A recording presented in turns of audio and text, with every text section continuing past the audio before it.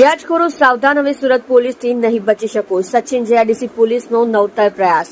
વ્યાજખોરો વિરુદ્ધ સતર્કતા અભિયાન. શ્રમિક પરિવારો વ્યાજખોરોના ચુંગલમાં ફસાવાની ફરિયાદો. સચિન જેઆઈડીસી પોલીસ સ્ટેશન વિસ્તારમાં સાયકલ પર બેનર, પોસ્ટર લગાડી લોકોને કરવામાં આવ્યા જાગૃત. ઝોન 6 વિસ્તારના અલગ અલગ વિસ્તારોમાં ફરશે સાયકલ, લોકોને કરવામાં આવશે જાગૃત. ભોગ બનનારાઓ ઝોન 6 વિસ્તારના પોલીસ સ્ટેશનમાં કરી શકશે અરજી અને ફરિયાદો. ઝોન 6 વિસ્તારમાં લોક દરબારનું પણ આયોજન કરવામાં આવશે. ભોગ બનનારાઓ લોક દરબાર આવી શકે છે. વ્યાજ નાણાં લેવા હોય તો સરકારી સંસ્થા પાસેથી લેવા તેવી માહિતી આપવામાં આવશે. તમે જોઈ રહ્યા છો live India Today news channel. Reporter મનોજભાઈ સાથે, કેમેરામેન રમેશભાઈ જયસ્વાલની સાથે.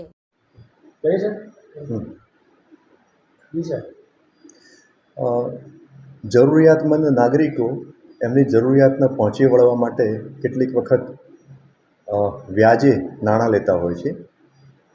આ જરૂરિયાતમંદો કેટલીક વખતે નાણાં લેતા વખતે અમુક જે વ્યાજખોર હોય છે કે જે ગેરકાયદેસર વ્યાજની પ્રવૃત્તિ સાથે સંકળાયેલા હોય છે કે જેઓ રજિસ્ટ્રેશન વગરના અને અમુક ઊંચા દરે વ્યાજ વસૂલતા હોય છે અને બળજબરીથી અમુક મિલકત અથવા તો વ્યાજ અને મુદ્દલ કઢાવતા હોય છે.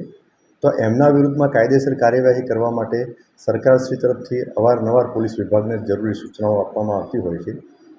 એ અનુસંધાને ગુજરાતના ડીજી સાહેબ તરફથી હાલમાં 21/6/2024થી 31/7/2024 સુધીના સમયગાળા દરમિયાન એક સ્પેશિયલ ડ્રાઈવનું આયોજન કરવાનું તમામ જિલ્લા શહેરમાં સૂચના આપવામાં આવેલી છે.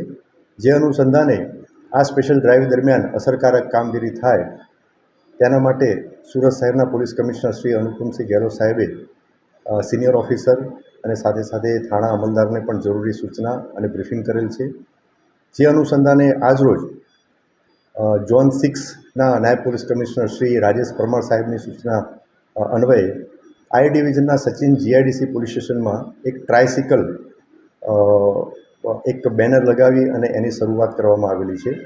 આ ટ્રાયસિકલ ઝોન 6 વિસ્તારમાં અલગ અલગ વિસ્તારમાં ફરશે અને લોકોમાં એક જાગૃતિ આવે, એટલે કે એ જાગૃતિ એ અનુસંધાને લોકો જે આ ગેરકાયદેસર વ્યાજખોરોના આતંકના ભોગ બનેલા હોય એ સામે આવી અને પોલીસ સ્ટેશનમાં જે તે અરજી અથવા તો ફરિયાદ આપે અને એની સાથે સાથે જો એમને વ્યાજે નાણાં લેવા હોય તો એવી સરકાર માન્ય સંસ્થાઓ પાસેથી જ જે વ્યાજે નાણાં લે એ બાબતમાં પણ જાગૃતિ લેવા માટે આ જે ટ્રાયસિકલ જે છે એમાં જે બેનર લગાવવામાં આવેલું છે એમાં એ લખાણો લખવામાં આવેલા છે.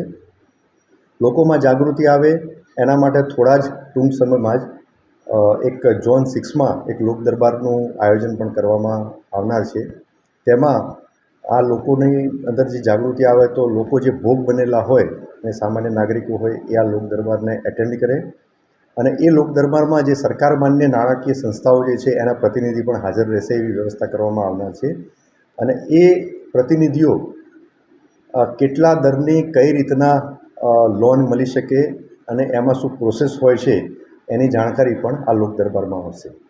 તો આ બાબતે આ જે આપણા માધ્યમથી હું ફરીથી આહવાન કરું છું કે કોઈ પણ ગેરકાયદેસર વ્યાજની પ્રવૃત્તિમાં સંકળાયેલ વ્યાજખોરો વિરુદ્ધમાં કોઈ પણ અરજી કે ફરિયાદ હોય તો એ સંબંધિત પોલીસ સ્ટેશનમાં જઈ અને એમની ફરિયાદ કે અરજી આપી શકે છે.